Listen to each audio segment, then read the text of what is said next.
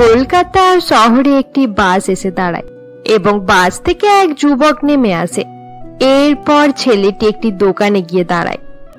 দাদা, এখানে অজয় বাবুদের বাড়ি ছিল, সেটা কোথায় গেল? অজয় বাবু তো অনেক বছর আগেই মারা গেছেন। তাদের বাড়িটা ভুতুরে বাড়ি হয়ে গেছে। এখান থেকে কিছুটা দূরে গেলেই দেখতে পাবে। কিন্তু দাদা, সেখানে একটা বয়স্ক মহিলা থাকতেন, তিনি কোথায়? সেই মহিলাও আর বেঁচে নেই। তার সঙ্গে একটা ছেলে থাকতো। একদিন সেই ছেলেটি বাড়ি ছেড়ে পালিয়ে যাওয়ার পর বৃদ্ধ মহিলাটি চিন্তিত থাকতে থাকতে একদিন মারা যায়। দোকানদারের মুখে মহিলাটির মারা যাওয়ার কথা শুনে রজতের চোখে জল চলে আসে। আমার দিদিমা আমাকে ছেড়ে চলে গেল। তুমি ছাড়া আমার আর কেউ ছিল না। কেন আমাকে ছেড়ে চলে গেলে দিদিমা? এরপর রজত কান্নাকাটি করতে করতে সেই পুরানো বাড়িতে যায়। রজত বাড়ির ভেতরে যাওয়ার সঙ্গে সঙ্গে পুরানো আবর্জনার মধ্যে একটি পুতুল দেখতে পায়। এই পুতুলটা এখানে? এটা তো মিনার সেই পুতুল। এটাতে RM লেখা আছে। এটাই আমি মিনাকে দিয়েছিলাম। রজত সেই পুতুল হাতে নিয়ে পুরানো সময়ের কথা ভাবতে শুরু করে। রজত কলকাতা শহরে তার দিদিমার সঙ্গে থাকতো। একদিন সকালে রজত যখন ঘুমিয়েছিল, এমন সময় তার দিদিমা তার কাছে আসে। আরে রজত, আর কতক্ষণ পর্যন্ত ঘুমিয়ে থাকবি? আজ নতুন স্কুলে তোর প্রথম দিন, তাড়াতাড়ি তৈরি হয়ে নে। দিদিমা, আমি বড় স্কুলে যেতে চাই না। সেখানকার ছেলেমেয়েরা কেমন আমি জানি না। তারা আমাকে অনেক বিরক্ত করতে পারে। আমি পুরানো স্কুলে যাব। ওরকম করে বললে হয় না রজত, তাড়াতাড়ি তৈরি হয়ে নে, কেউ তোকে বিরক্ত করবে না। এরপর রজতের দিদিমা তাকে তৈরি করে স্কুলে যাওয়ার জন্য পাঠিয়ে দেয়। রজত কিছু সময় পর স্কুলে পৌঁছায় এবং সেখানে যেতেই সে দেখে গেটের কাছে দাঁড়িয়ে একটি মেয়ে আইসক্রিম খাচ্ছে। মেয়েটিকে দেখার সঙ্গে সঙ্গে রজত সেখানে দাঁড়িয়ে পড়ে। আরে, এই মেয়েটা তো অনেক সুন্দর দেখতে। এই মেয়েটাকে এত সুন্দর দেখতে যে স্কুলের ভিতরে না গিয়ে এখানে দাঁড়িয়ে থাকতে ইচ্ছা করছে। কি হয়েছে? তুমি দাঁড়িয়ে দাঁড়িয়ে আমার দিকে তাকিয়ে আছো কেন? চুপচাপ এখান থেকে চলে যাও, না হলে তোমার জন্য ভালো হবে না। যাও বলছি। মেয়েটি এই বলে সেখান থেকে চলে যায়। তার চলে যাওয়ার পর রজত স্কুলের ভেতরে আসে এবং নিজের ক্লাসরুমে গিয়ে দাঁড়ায়। ক্লাসরুমে গিয়ে দাঁড়াতেই রজত দেখতে পায় বাইরে দাঁড়িয়ে থাকা সেই মেয়েটি একটি চেয়ারে বসে রয়েছে। আরে, এটা তো সেই সুন্দর মেয়েটা। তার মানে এই মেয়েটা আমার মতো 10 ক্লাসে পড়ে। এবার তো স্কুলে আসতে অনেক ভালো লাগবে। তুমি কি সেই ছেলে যে নতুন অ্যাডমিশন নিয়েছে? হ্যাঁ মাস্টার মশাই। কি বললে? মাস্টার মশাই? এসব চিপ ওয়ার্ড এখানে চলবে না। এখানে থাকতে গেলে ভালোভাবে কথা বলতে হবে। আমাকে ক্ষমা করবেন, আমি জানতাম না। ঠিক আছে, এবার থেকে আমি তাহলে গুরু মশাই বলে ডাকবো। রজতের কথা শুনে ক্লাসরুমের সকলেই হাসাহাসি করতে শুরু করে দেয়। এরপর ক্লাস টিচার রজতকে বলে, কি বললে? গুরু মশাই? স্কুলে কিভাবে কথা বলতে হয় তোমাকে কেউ শেখায়নি? Mina, stand up. এই ছেলেটাকে বুঝিয়ে দাও কিভাবে ক্লাসরুমে কথা বলতে হয়। স্যার, ক্লাসরুমের ভেতরে আসার সময় হাত উপরে করে বলতে হয়, মে আই কামিং স্যার। ঠিক আছে স্যার, এবার আমি বুঝতে পেরে গেছি। May I come in sir মশাই? তোমাকে নিজে থেকে কিছু অ্যাড করতে হবে না, শুধু স্যার বলে ডাকবে। যাও, এবার নিজের চেয়ারে গিয়ে বসে পড়ো। এরপর রজত চেয়ারের কাছে যায়, কিন্তু কেউ তাকে নিজের চেয়ারে বসতে দেয় না। কোথাও জায়গা না পেয়ে রজত আবার মিনার কাছে যায়। আমি কি এখানে বসতে পারি মিনা? তুমি কি মেয়ে যে আমার পাশে বসতে চাইছো? আমি তোমাকে নিজের এখানে বসতে দেব না, অন্য জায়গায় গিয়ে নিজের ব্যবস্থা করো। মিনার কথা শুনে রজত অনেক দুঃখী হয়ে যায় এবং ক্লাসরুমের পেছনের একটি চেয়ারে গিয়ে বসে পড়ে। নিউ অ্যাডমিশন, উঠে দাঁড়াও আর নিজের নাম সকলকে বলো।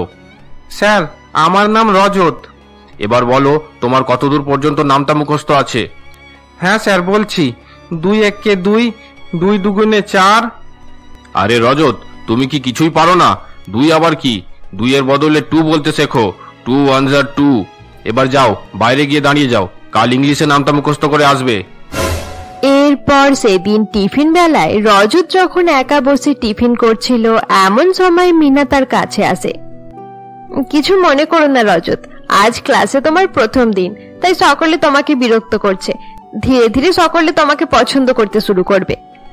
মিনা রজতকে কথা বলার মধ্যে ব্যস্ত রেখে তার প্যান্টে কালি লাগিয়ে দেয়। রজত এই ব্যাপারে কিছুই বুঝতে পারে না। কিছু সময় পর সকলে রজতের প্যান্টে কালির দাগ দেখে তাকে রাগাতে শুরু করে দেয়। রজতের প্যান্টে কালি, রজতের প্যান্টে কালি। চুপ করো তোমরা সবাই, তোমরা এভাবে বিরক্ত করা বন্ধ করো। সকলের কথাই রজতের অনেক খারাপ লাগে এবং সে কান্নাকাটি করতে করতে নিজের ব্যাগ নিয়ে বাড়ি ফিরে যায়। রজতকে এভাবে কান্নাকাটি করে বাড়ি আসতে দেখে তার দিদিমা বলে, কি হয়েছে রজত, তুই এত কান্নাকাটি করছিস কেন? দিদিমা, আমি ছোট স্কুল থেকে ওখানে ভর্তি হয়েছি, তাই সকলে আমার অপমান করছে। মাস্টার মশাইও আমাকে ক্লাসে দাঁড় করিয়ে রেখেছিল। রজত, তুই অনেক বুদ্ধিমান ছেলে, এত সহজে ভেঙে পড়লে চলবে না। এই দেখ, আমি তোর জন্য অনেকগুলো ললিপপ নিয়ে এসেছি। এই ললিপপ তুই অনেক বেশি ভালোবাসিস তো, এই নে, এবার এটা খেয়ে নিজের দুঃখ ভুলে যা। এরপর রজত তার দিদিমায়ের কাছ থেকে বেশ কয়েকটা ললিপপ নিয়ে তার মধ্য থেকে একটা খেতে খেতে কিছু ভাবতে শুরু করে। এখান থেকে একটা ললিপপ আমি মিনাকে দেব, তাকে আমার খুব ভালো লাগে। রজত পুতুল হাতে নিয়ে পুরানো দিনের এই সমস্ত কথাগুলো ভাবছিল। এমন সময় কেউ দরজা নক করে। এরপর রজত গিয়ে দরজা খুললে দেখে এক লোক সেখানে দাঁড়িয়ে রয়েছে। আপনাকে তো ঠিক চিনতে পারলাম না। আমি অজয়বাবুর ছেলে রজত, এটা আমাদেরই বাড়ি। আচ্ছা আচ্ছা, এবার বুঝতে পারলাম। তবে আপনাকে কোনোদিন এখানে দেখিনি কেন? আমি অনেক বছর পর এখানে এসেছি। আমি নিজের মায়ের সঙ্গে শহরের অন্যদিকে থাকি। আচ্ছা ঠিক আছে, তবে তুমি তাড়াতাড়ি বাড়ি ফিরে যাও, কারণ বেশি দেরি করলে বাস পাবে না। এখানে সন্ধে নামলেই বাসের যাওয়া আসা বন্ধ হয়ে যায়। তাছাড়া এখানে তুমি থাকতে পারবে না। হ্যাঁ ঠিক আছে আঙ্কেল, আমি চলে যাব। আচ্ছা আঙ্কেল, এখানে একটা স্কুল ছিল, সেটা কি এখনো আছে? আরে না না, সেটা আর নেই। সেই স্কুল অনেক আগেই বন্ধ হয়ে গেছে। স্কুল বন্ধ হয়ে গেল? কিভাবে? আসলে কয়েক বছর আগে স্কুলের প্রিন্সিপালের মেয়ের একটা নতুন রকমের রোগ হয়েছিল। সে সবসময় দুঃখী দুঃখী থাকতো। তাকে সুস্থ করার জন্য প্রিন্সিপাল নিজের মেয়েকে পড়াশোনা করার জন্য বাইরে পাঠিয়ে দিয়েছিল এবং তার কিছুদিন পর তারা অন্য শহরে গিয়ে থাকতে শুরু করে। তারপর থেকে স্কুল বন্ধ। কি বললেন? তারা অন্য শহরে থাকে? তার মানে মিনা আর এই শহরে থাকে না। আমি এত বছর পর মিনার ব্যাপারে জানার জন্য এসেছিলাম, কিন্তু সে এখানে নেই। আরে কি হয়েছে, তুমি এভাবে চিন্তিত হয়ে পড়লে কেন? লোকটির কথা শুনে রজত আবার পুরানো সময়ের কথা ভাবতে শুরু করে। স্যার, এই দেখুন, রজত এসে গেছে। কোনো প্রশ্ন করলে আবার বলবে 2 দুগুণে 4। এরা আমাকে যত ইচ্ছা বিরক্ত করুক, আমি আর এদেরকে ভয় পাবো না। এরাও তো আমার মতো ছোট ছেলে মেয়ে। রজত এসব কথা ভাবতে ভাবতে ক্লাসরুমের পেছনে গিয়ে নিজের চেয়ারে বসে পড়ে। রজত বসেছিল এমন সময় মিনা তার হাতে একটি ললিপপ দেখে রজতকে বলে, তোমার কাছে এই ললিপপ কিভাবে এলো? মিনা এরকম প্রশ্ন করায় রজত অনেক খুশি হয়ে যায় এবং তার চেয়ার থেকে উঠে মিনার কাছে যায়। মিনার কাছে গিয়ে রজত তার পকেট থেকে একটি ললিপপ নিয়ে তার দিকে বাড়িয়ে দেয়। মিনা, আমি তোমার জন্য ললিপপ নিয়ে এসেছি, এই নাও, এটা তোমার। তুমি কি আমার সঙ্গে একই চেয়ারে বসবে? রজতের কথা শুনে মিনা তাড়াতাড়ি তার হাত থেকে ললিপপ কেড়ে নেয় এবং ক্লাসরুমে দাঁড়িয়ে থাকা স্যারকে বলে, চোর চোর, স্যার এই ছেলেটা চোর। রজত আমার ব্যাগ থেকে ললিপপ চুরি করেছে। এটা তুমি কি বলছো? আমি ললিপপ চুরি করিনি, এটা আমার দিদিমা আমাকে দিয়েছিল। না স্যার, আমি ভালো করে দেখেছি, আমার ব্যাগে ললিপপ নেই। আমার বিশ্বাস এই ছেলেটাই আমার ব্যাগ থেকে ললিপপ চুরি করেছে। তোর এত সাহস, তুই প্রিন্সিপালের মেয়ের ব্যাগ থেকে ললিপপ চুরি করছিস? চল, এখনই তোকে প্রিন্সিপালের অফিসে নিয়ে যেতে হবে।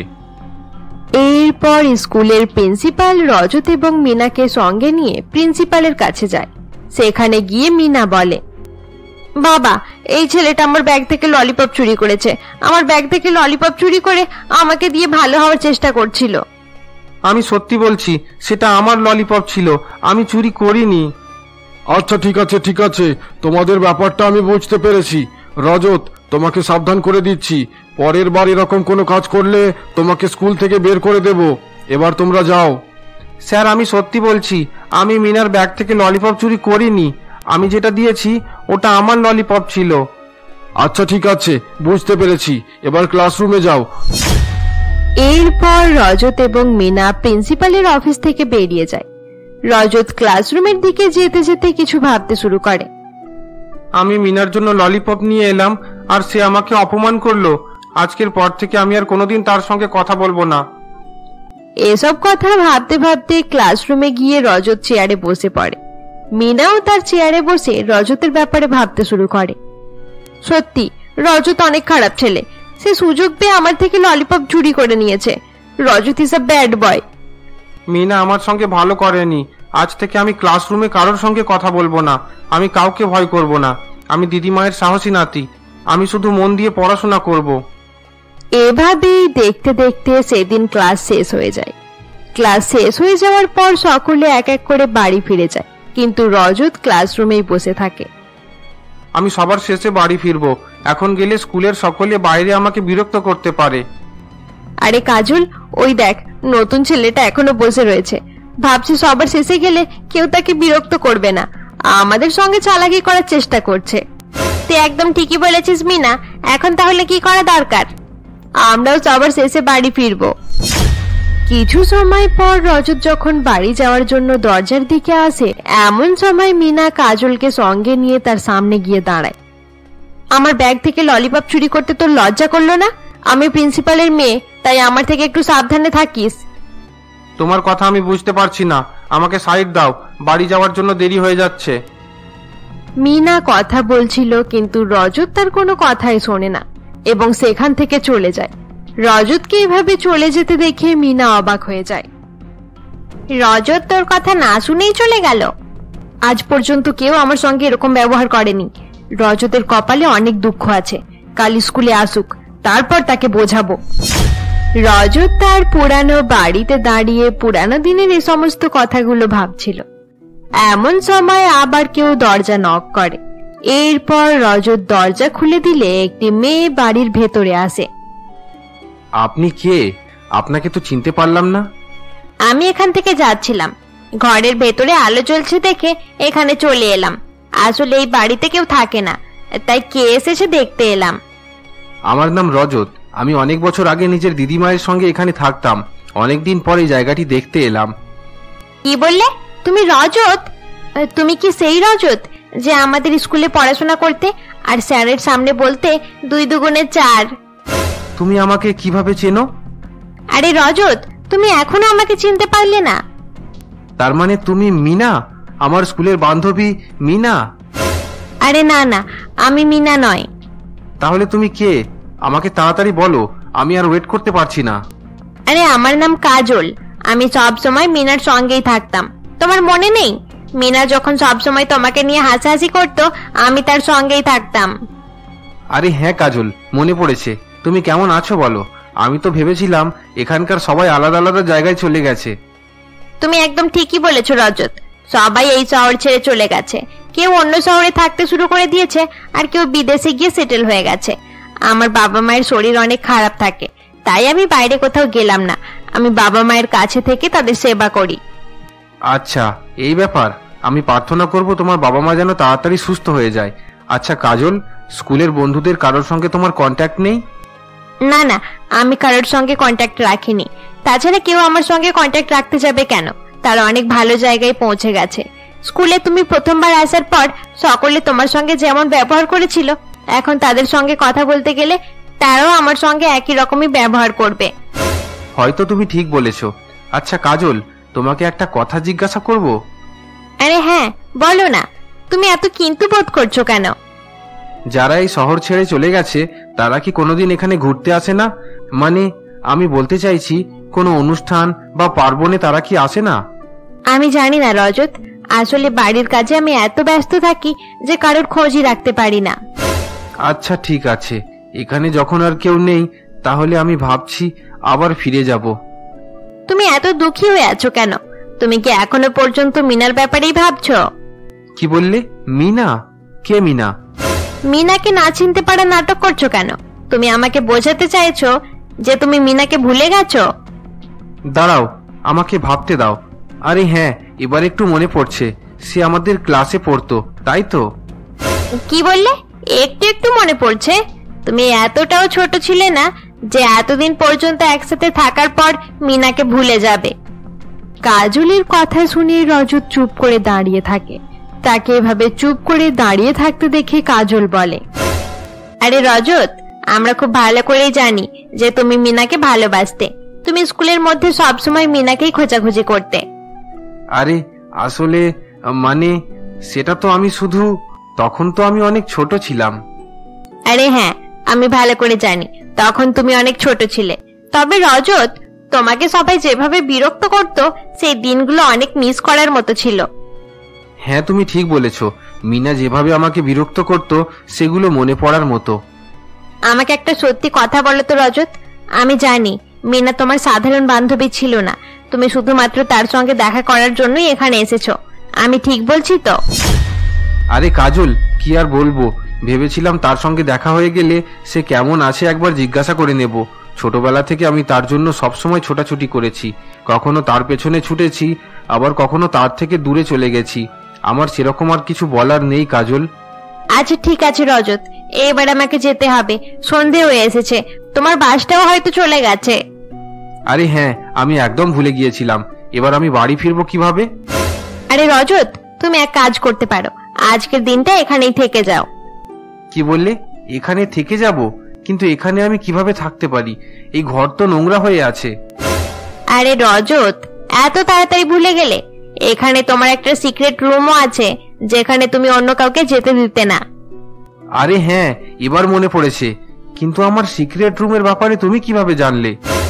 একদিন মিনা তোমাকে না জানিয়ে আমাকে সেই রুমে নিয়ে গিয়েছিল, তখন প্রথমবার আমি তোমার সিক্রেট রুম দেখেছিলাম। আচ্ছা, মিনা তোমাকে সেখানে নিয়ে গিয়েছিল? সত্যি, মিনার দুষ্টুমি কোনোদিন শেষ হয়নি। জানি না সে এখন কোথায় আছে, কেমন আছে, তার ব্যাপারে অনেক জানতে ইচ্ছা করছে। তার ব্যাপারে আমিও কিছু জানি না রজত। আচ্ছা, এবার আমাকে যেতে হবে। তুমি চলে যাবে? আচ্ছা ঠিক আছে, যাও তাহলে। তুমি চিন্তা করো না, কাল দুপুর বেলায় আবার আসবো, তখন তোমার সঙ্গে অনেক গল্প করব। এরপর কাজল সেখান থেকে চলে যায়। তার চলে যাওয়ার পর রজত নিজের সিক্রেট রুমের ভেতরে যায়। রজত সেখানে গিয়ে নিজের পুরানো জিনিসপত্রগুলো দেখতে থাকে। এরপর রজত টেবিলের উপরে রাখা একটি ব্রেসলেট দেখতে পায়, যেটা মিনা তাকে গিফট করেছিল। আরে, এটা তো সেই ব্রেসলেট। মিনা আমার সঙ্গে বন্ধুত্ব করার সময় এটা আমার হাতে পরিয়ে দিয়েছিল। সত্যি, সেই দিনগুলো কত সুন্দর ছিল। রজত ব্রেসলেট হাতে নিয়ে আবার পুরানো কথা ভাবতে শুরু করে। রজত তখনকার কথা ভাবতে থাকে যখন মিনার খারাপ ব্যবহারের জন্য স্কুল থেকে ফিরে এসে কান্নাকাটি করছিল। মিনা আমার সঙ্গে একদম ভালো করেনি, সে আমাকে চোর বলে অপমান করেছে। রজত এসব কথা ভাবতে ভাবতে ঘুমিয়ে পড়ে। পরের দিন সকালে রজত ঘুম থেকে উঠে তৈরি হয় এবং স্কুলে যাওয়ার জন্য বেরিয়ে পড়ে। সেই স্কুলে যেতে যেতে নানা রকমের কথা চিন্তা করতে থাকে। আজ আমি স্কুলে কারোর সঙ্গে কথা বলবো না, আমি কারোর দিকে ফিরেও তাকাবো না। রজত এসব কথা ভাবতে ভাবতে স্কুলের দিকে যেতে থাকে। অপরদিকে স্কুলের ভেতরে মিনা তার বন্ধুদের সঙ্গে রজতকে বিরক্ত করার নানা রকমের ফন্দি করতে থাকে। আজ সেই রজত আসুক, আজ তাকে বোঝাবো যে আমার সঙ্গে লাগলে আমি তার কি করতে পারি। আমাকে ইগনোর করে চলে গিয়েছিল, এবারে তাকে ভালো করে জব্দ করতে হবে। মিনা তার বন্ধুদের সঙ্গে এসব কথা বলে রজতকে অপমান করার প্ল্যান করছিল। এমন সময় রজত সেখানে আসে এবং তার পাশ থেকে নিজের চেয়ারের কাছে গিয়ে বসে পড়ে। আমি ভালো করে জানি মিনা নিশ্চয়ই আমাকে বিরক্ত করার ফন্দি করছে। আজ আমি তাদের কোনো কথায় থাকবো না, আমি চুপ করে এখানেই বসে থাকবো। আমি তাদের কাছে না গেলে তারা আমাকে বিরক্ত করতে পারবে না। আরে রজত, তুমি বসে বসে কি ভাবছো? এই দেখো, আজ আমি তোমার জন্য ললিপপ নিয়ে এসেছি। মিনা এই বলে রজতকে ললিপপ দেখায়, কিন্তু রজত তার থেকে মুখ ফিরিয়ে নেয় এবং বই পড়তে শুরু করে দেয়। রজতের এরকম ব্যবহার দেখে কাজল বলে, আরে ও রজত, তুমি কি শুনতে পাচ্ছ না? মিনা যখন তোমাকে ললিপপ নেওয়ার জন্য বলছে, তাহলে তার থেকে ললিপপ নেওয়াটাই তোমার জন্য ভালো হবে। মনে হচ্ছে রজতকে তার দিদিমা ললিপপ দিলে তবেই সে ললিপপটা নেবে, দিদিমার আদরের নাতি। মিনার কথা শুনে স্কুলের সকলে হাসাহাসি করতে থাকে এবং রজতকে দিদিমার নাতি বলে রাগাতে থাকে। এরপর মিনা রজতের কাছে যায় এবং তাকে ভয় দেখানোর চেষ্টা করে। কি রে রজত, তুই কি আমার কথা শুনবি না? তুমি আমাকে ভয় দেখানোর চেষ্টা করো না মিনা, আমি তোমাকে ভয় পাই না। কি বললি? তুই আমাকে ভয় পাস না? দাঁড়া, তোকে মজা দেখাচ্ছি। মিনা যখন রজতকে এসব কথা বলছিল এমন সময় মাস্টার মশাই ক্লাসরুমের ভেতরে আসে। আমার ক্লাসরুমে এসব কি হচ্ছে? মিনা, তুমি রজতের কাছে কি করছো? বন্ধুরা, আজকের জন্য এতটাই। গল্পটি তোমাদের ভালো লাগলে লাইক করে দিও, আর গল্পের পরবর্তী পর্ব দেখার জন্য এখনই আমাদের চ্যানেলকে সাবস্ক্রাইব করে দিও।